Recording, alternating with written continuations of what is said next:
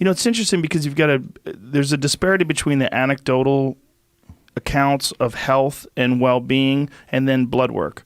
Yeah. The blood work these folks get is not impressive. You mean the people on the carnivore diet? Yeah, from what I've seen. I haven't seen anything where I see all their inflammatory markers down, their testosterone up. I haven't seen anything where it's looking really good. Yeah. A lot of people have been asking me to make a video about Joe Rogan's blood work on a carnivore diet. So to start off, none of what you're about to see is coming from vegans. So watch this video until the end and let me know if you think I'm being biased. Now, to my knowledge, Joe Rogan has never published his blood tests prior to this carnivore diet challenge. How's that cholesterol, son? I don't know. I got my blood work done last Monday. I'll get the results back soon, and then I'm going to do it again at the end of the month. That clip was from early January, and I know he said he would get blood work at the end of the month, but if you go back and look at his Instagram post, it's actually an 8-week weight loss challenge. And he said he would get his blood work drawn when he's finished with the diet. Now, we've all seen Joe Rogan's weight loss achievement at the end of 1 month on the carnivore diet, achieving notable weight loss and losing the bubble gut he caught so much criticism for. Probably the most notable keto cholesterol guru to comment on Joe Rogan's carnivore diet blood tests has been Dave Feldman, a self-styled citizen scientist who keeps his finger on the pulse of the keto lipid corner of social media. Joe Rogan will be getting his blood drawn soon, and I wanted to get publicly on the record with predicting that I believe his total and LDL cholesterol will go up substantially. This, after all, would fit with the lipid energy model that has been very central to my research up to this point. Somewhat of a lesser but still probable prediction is that his HDL cholesterol will likely go up and his triglycerides will go down, assuming it's a fully fasted test. The problem is we haven't seen any baseline blood test or any prior blood tests from Joe Rogan up to this point. So I'm actually going to take a contrarian position to Dave Feldman and say that I don't think his cholesterol is going to go up that much from its baseline. Now here's why.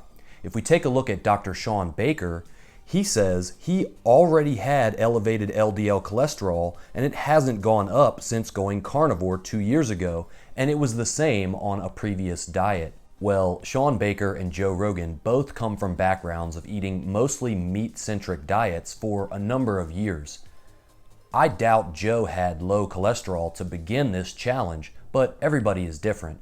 For instance, we can see Dr. Ken Berry had his cholesterol go up quite a bit on the carnivore diet. You're going to die of heart attack, right? Right. And so my cholesterol currently is 350. My LDL cholesterol is 250. And I'm not worried about those at all. There is research indicating that weight loss is associated with reductions in total cholesterol and LDL. But I think because he's choosing a diet that's high in red meat and saturated fat, that his cholesterol is either going to stay the same or go up a little bit. But keep watching because there are other confounding factors that might come into play.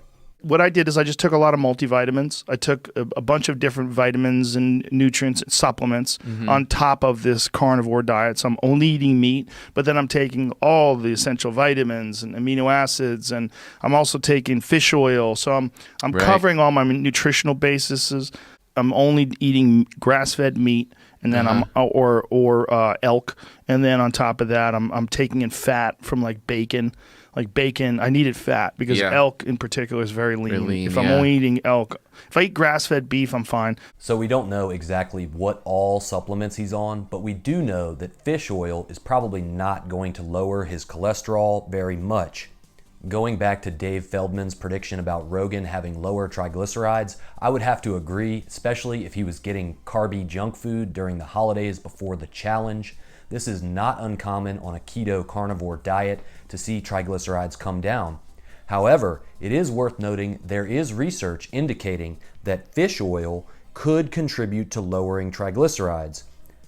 Also worth noting, fish oil is not an effective form of secondary prevention for people who already have heart disease.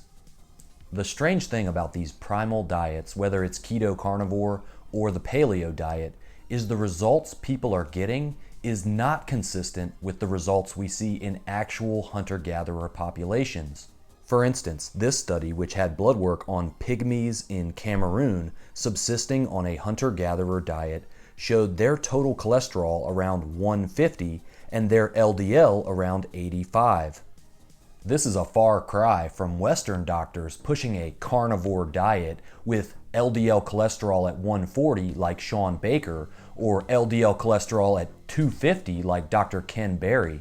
Also, this study of cardiovascular disease in African pygmies in Congo showed their total cholesterol ranging around 90 to 110 for adult men, depending on age.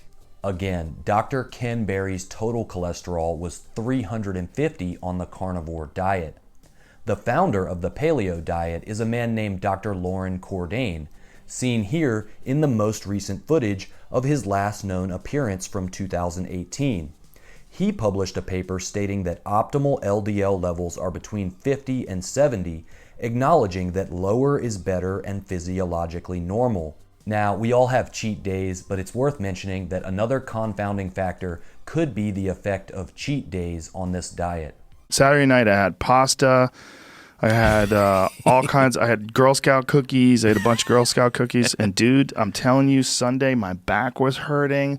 Really? Monday my back was hurting. Everything was like my knee was hurting. All this like inflammation. It's crazy. Achy, puffy. Yeah. One day back, 2 days, because today's Tuesday. So I ate carnivore Monday and Tuesday. Everything's normal again.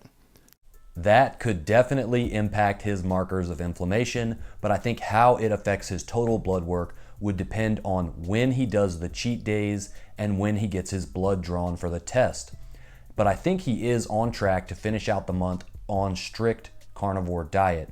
Now with Dr. Sean Baker, we've seen elevated fasting blood glucose, elevated hemoglobin A1C, and low markers of inflammation. I think we could probably expect the same thing from Joe Rogan. One of the other confounding factors that could influence the results of his blood tests is the use of performance-enhancing drugs or testosterone replacement therapy. Do you think Joe Rogan will take this opportunity to talk about his cycle, or will he portray the results that he's getting as strictly having come from the carnivore diet? It'll be interesting to see what Joe Rogan's blood test results look like, and I plan on doing a follow-up video, so make sure you hit that subscribe button and turn the notification bell on so you don't miss what's coming. Now, like I said at the beginning, let me know in the comments section down below if you think this video was biased, and if you want a preview of how Joe Rogan is going to manage the optics of his blood test results, then make sure to check out the Dr. Ken Berry cholesterol confusion video by clicking on the thumbnail that pops up right now. All right, y'all know what time it is. Red Pill Vegan. Next.